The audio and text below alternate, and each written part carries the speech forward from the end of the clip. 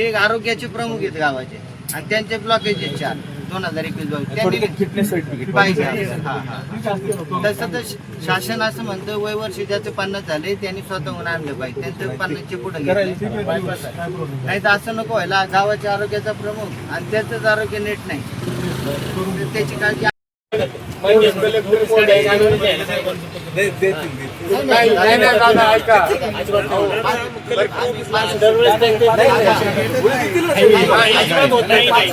Collector सगळे भरपूर मुद्दे शिकले पाहिजे. तुम्ही तर बोलून बोलून अजिबात होत नाही.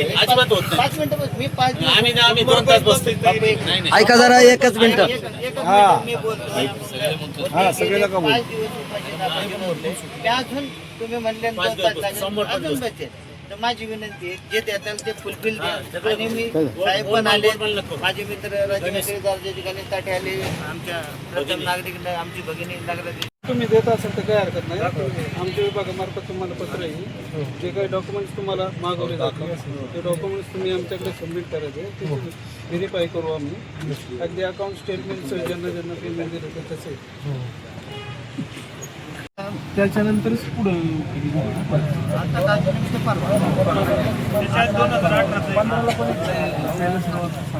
लोकाध्यक्ष आमचं काम खळखट आहे की मी आतापर्यंत नगरपालिका फोडली पाहिजे होती. कारण सांगतो तर हे माझं 5वं उपोषण. 3 वेळा मी माननीय जिल्हाधिकाऱ्यांकडे बसलो, तिथेही मला श्रद्धांजली देण्यात आली. काय झालं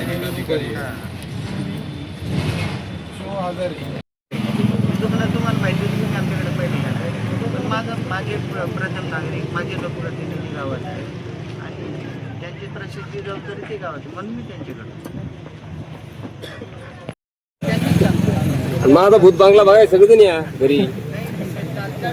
काय नाही अजून काहीच नाही. म्हणत नाही का आम्हाला जूनचा कसा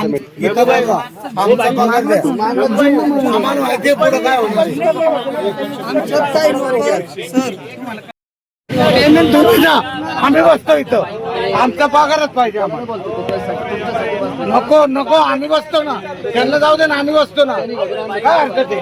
आम्ही बसतो इथं. 30 रुपये 3 दिवस झाले खिशात.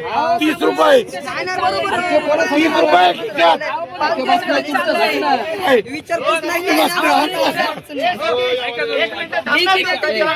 कालपासून शांत राहून चालू झालाय. मी सांगतो ना इशूभाई, ज्यांच्या अकाउंटचे पैसे त्या अकाउंटवर जातील आणि ज्यांना कॅशने पैसे मिळत आहेत ते पण उद्या तुम्हाला पगार तुमचा कॅशने मिळेल. माझं वाक्य संपायच्या अगोदर उड्या कशाला मारतोय? मला काळजी आहे ना मित्र, अजून पण सुखद आहे तुमच्यासाठी. साहेब अरे मित्र एवढे दिवस का बसला आम्हाला तर नाही का? 30 रुपये 3 दिवस झाले खिशात घेऊन फिरतोय. मी कावर रात्रंदिवस उपाशी राहिले. महबूबला नाही बोल, साहेबांना कळू दे ना. ते काय कोणाचं वाढचं नाही काय माहिती नाही सांगता ते मी पत्र 3 दिवस झाला असतो. आम्ही रात्री आमच्याकडून लिहून घेतलं, सगळे मागण्या मान्य आहेत बोले. आणि उद्या सकाळी पेमेंट म्हणले होते की कॅश करतो पेमेंट, पण ते झालं नाही सर. हृदयातून तळतळी, मनातून तळतळी, डोक्यात. इतके दिवस ठेवलं ना, अजून एक रात्र विश्वास उद्या नाही झालं तुझ्या घरी येऊ, उद्या नाही आलं तुझ्या घरी येऊ, तुम्हाला घेऊन तुमच्या घरी येऊ. वर्षाची गोष्ट आहे ती. ऐका ना, सांगा ना तुमच्या घरी 4 वेळा चक्र मारलं, 4 वेळा. अरे तुम्ही ऐकलं का? उत्तर दिलं मला. तुला अजून काय दिलं? मी कामगार कल्याण ह्याचे अधिकारी आहेत. कॅशने पैसे दिलेले असे तोंड फेकल्यासारखे, त्याच्यामुळं त्यांचं बोलणं जवळ काय आणि तुमचे जे काय आता तुम्हाला जे काय हे चेअरमनने सांगितलेले त्याप्रमाणे उद्या आज आपण जरी इथून उठलो तरी उद्या तुमचं काम झाल्याबरोबर तुमच्या कामाची ड्युटी संपल्याबरोबर पैसे आणि सगळी व्यवस्था करायची जबाबदारी आम्ही सगळेजण घेतो. चेअरमन आपल्यासोबत ज्यांचे रकमेमध्ये आहेत त्याचे रोख जाणार, ज्याचे खात्यामध्ये आहे ते तुम्हाला उद्या काम संपल्याबरोबर तुमच्या खात्यात येणार आहे.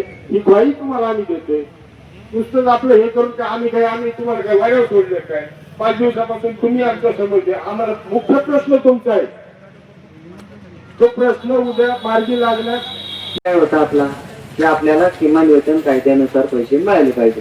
जे आपल्याला असावेत मिळाले. आता उद्या तुम्हाला आता आज काही पैसे मिळालेत आणि उद्या नगराध्यक्ष मॅडम आहेत, सभापती आहेत, आता ह्या अधिकाऱ्यांचा विषय नाही आहे. तसे ते आता मला म्हणले आम्ही जातो उठून त्यांना कुठून कसे घ्यायचे घ्यायचे, असं नसतं.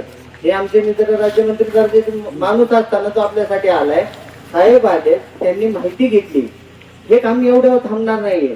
जो तुम्हाला 2015 पासून तुम्ही जितके 2022 पासून कामाला असं गृहीत धरा, 2022 ते 2026 हे साहेब त्यांच्यावर कारवाई करून तुम्हाला रिकव्हर करून पैसे देणार आहेत. पण त्याला वेळ लागणार. जी गोष्ट तुम्हाला 2000 पासून मिळाली नाही ती 2026 मध्ये मिळणार आहे आणि मिळायला सुरुवात झाली. त्याचं पत्रही साहेबांनी मला दिलं. आता राहिलं जून महिन्याचा पगार सगळ्यांनी जबाबदारी घेतली. सगळी तिथे सफाई कामगारांच्या प्रश्नावर भांडेल. काळजी करू नका. साहेब आमची एक मागणी आहे. सतीश हा माझा मोठा भाऊ आहे. पुढे तू पुढे येतो सतीश. 2 मिनिटं. 18, 19, 20ला मी कामालाच होतो. खड्ड्यावर गेल्यावर कामगारांना त्रास झाला नाही पाहिजे ही माझी पहिली मागणी. का कसं सांगतो. दुसरी गोष्ट घंटा गाड्या वाढल्या पाहिजे. मला एक असं समजतं, मला जेवढी बुद्धी आहे तेवढं नाही. माझा आवाज मोठा आहे, सगळ्यांना गेला असेल. 19-20ला पण मी कामाला होतो. दुसरी गोष्ट लोकसंख्या वाढती जसे घंटा गाड्या वाढत असतात आपल्याकडे उलट झाले. जशी लोकसंख्या वाढली तसच्या घंटा गाड्या कमी झाल्यात. हा तर ते घंटा गाड्या बी वाढल्या पाहिजेत हे लक्षात घ्या. कारण कसं आहे आणि त्याचा काय विषय समन्वय समिती राहील. म्हणजे हे काय होतं कम्युनिकेशन गॅप निर्माण होत नाही. काय होतं तुमच्यापर्यंत यांच्यावरती काय अन्याय अत्याचार होते हे तुम्हाला कळत नाही, ते आम्हाला कळत आहे. म्हणजे हे एक न्यायमंडळाची भूमिका आपण सगळ्यांनी त्या ठिकाणी ठेवली. तर मी आपल्या सर्वांना असं आश्वासित करतो इथून पुढं इथं असं पण कैलासराव ज्या टायमाला यांना इकडे बसायचं होतं त्या टायमाला त्यांनी अगोदर अध्यक्ष मॅडम बरोबर तरी एखादी काहीतरी संभाषण त्यांचं व्हायला लागत होतं. त्यानंतर सभापती बरोबर पण चर्चा व्हायला लागत होती. पण काय हरकत नाही. मुंबई पण ह्या गावाचे एक चांगले घटक आहेत. त्यांची टीम कर्मचाऱ्यांना आणि मेहबूबाई गेले 5 दिवस ते उपोषण करतायत कर्मचाऱ्यांसाठी, महिलांसाठी.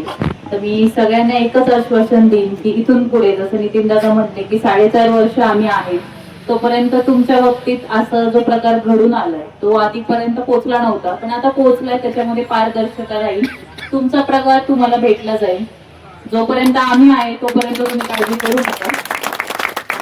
आणि तसं काही झालं तर पहिल्यांदा तुमच्या नगराध्यक्ष, उपनगराध्यक्ष, आमची बॉडी, गटनेते, नगरसेवक, नगरसेविका तुमच्यासाठी आहेत.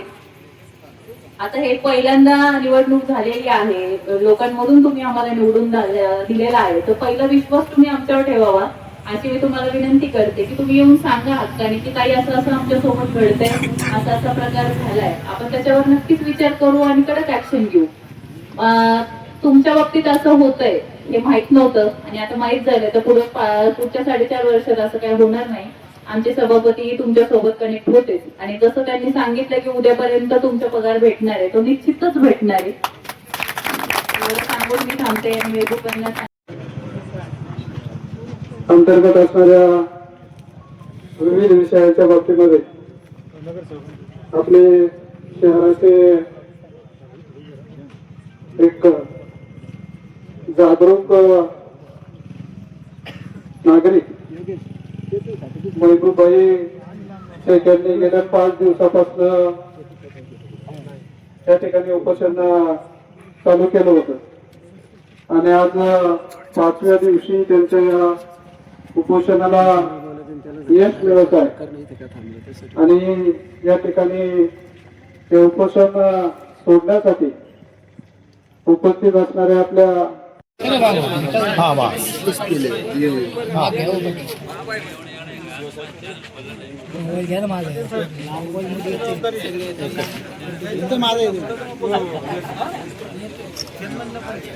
ते घ्या पत्र देताना घ्यायचंय तुम्ही ते घ्या. भारत माता की जय.